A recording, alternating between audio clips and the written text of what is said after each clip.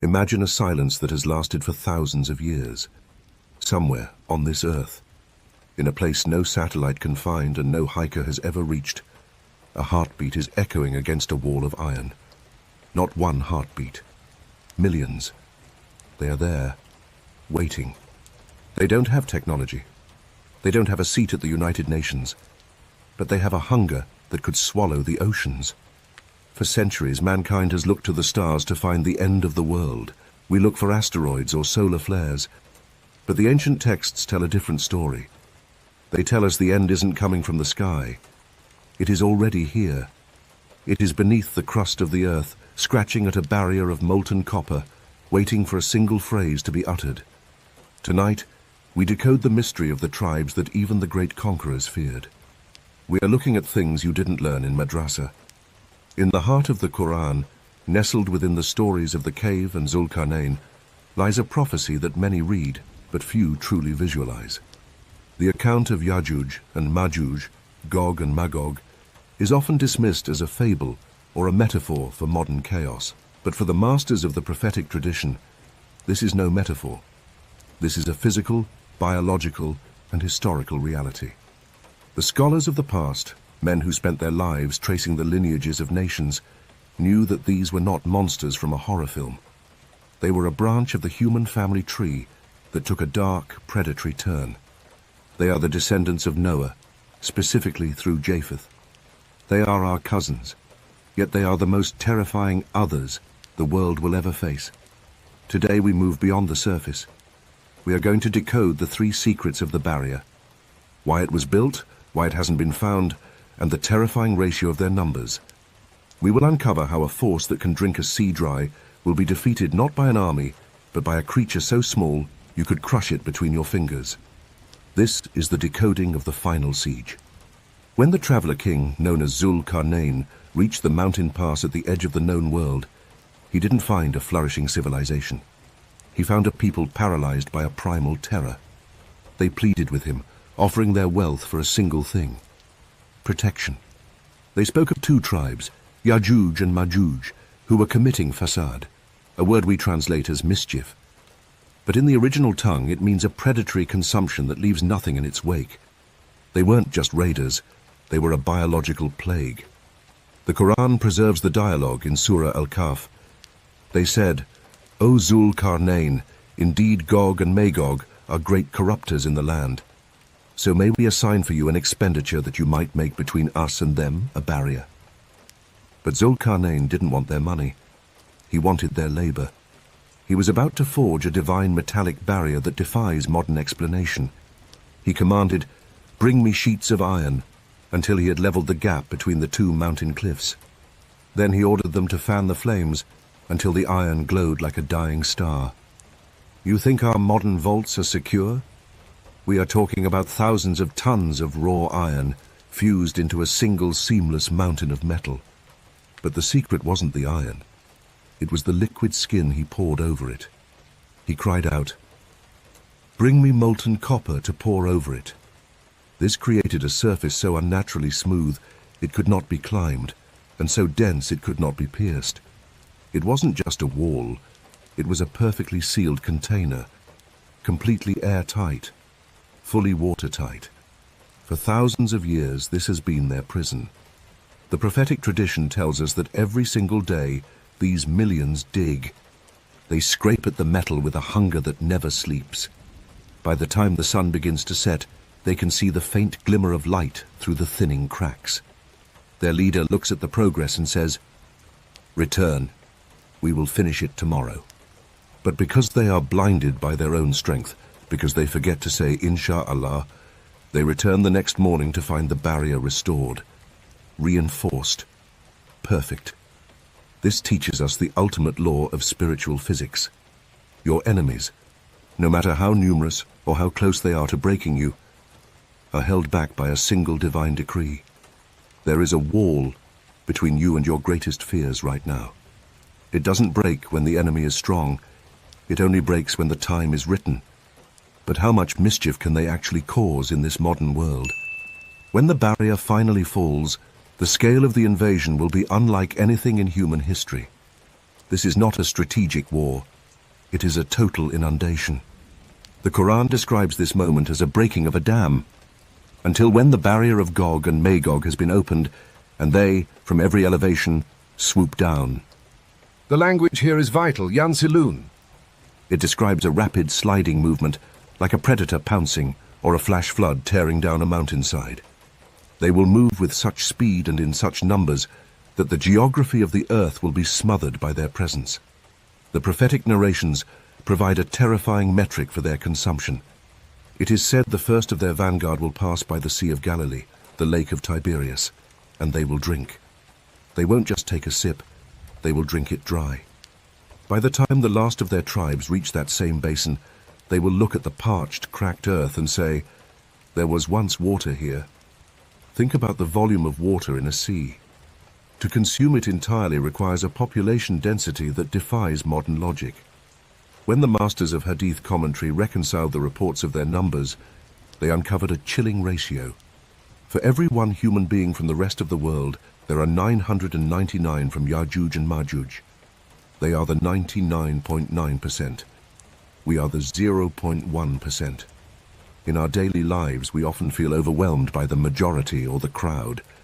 We feel that because we are few, we are inherently weak. But the story of the end times is a masterclass in divine proportion.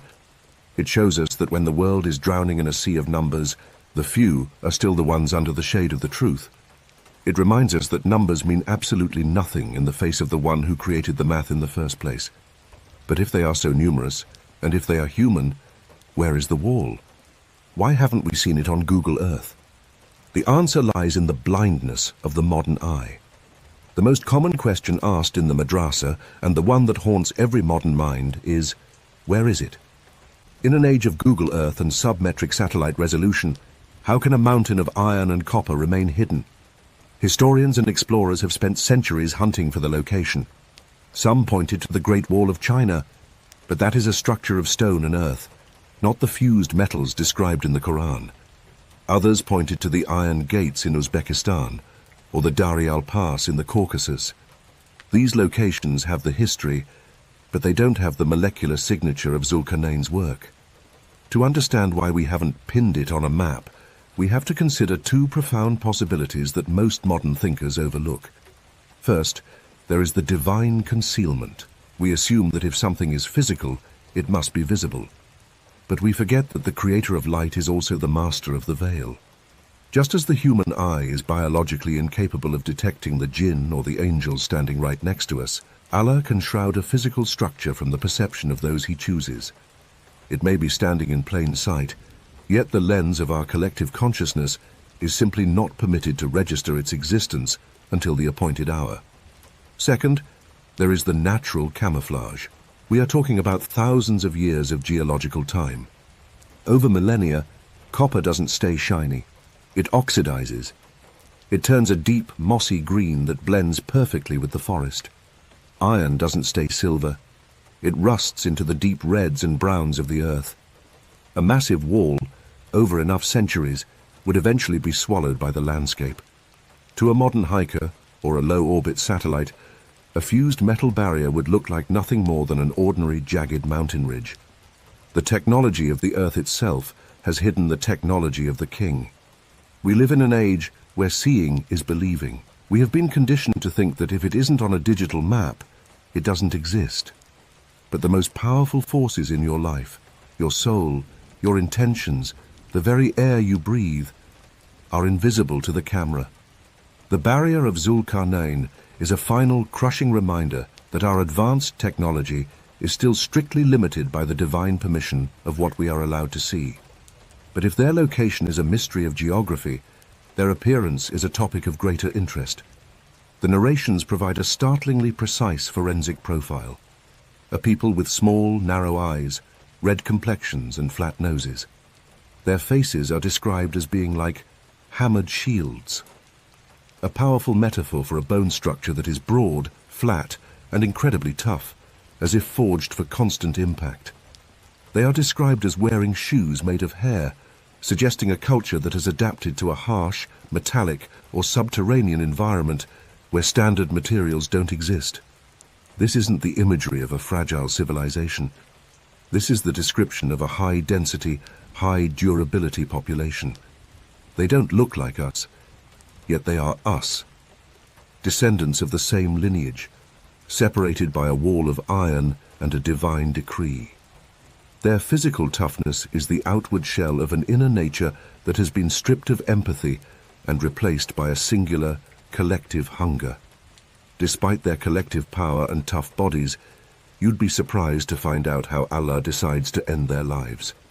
The final act of Yajuj and Majuj is one of ultimate arrogance. After they have consumed the resources of the earth, they will look to the sky. They will fire their arrows into the heavens, saying, "We have conquered the people of the earth, now we conquer the people of heaven." And Allah will return their arrows stained with blood, a final test, a delusion to make them believe they have won. They will besiege the believers and the prophet Jesus on a mountain. The situation will be so dire that the head of a bull will be more precious than 100 gold coins. No sword will save the believers. No strategy will work. The defeat of the greatest army to ever walk the earth will come through a single prayer. In response to the supplication of the believers, Allah will send a Naghaf, a small worm, into the necks of the invaders.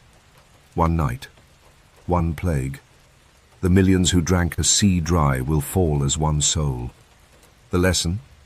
The most numerous and powerful force on earth can be brought down by the smallest creature in existence.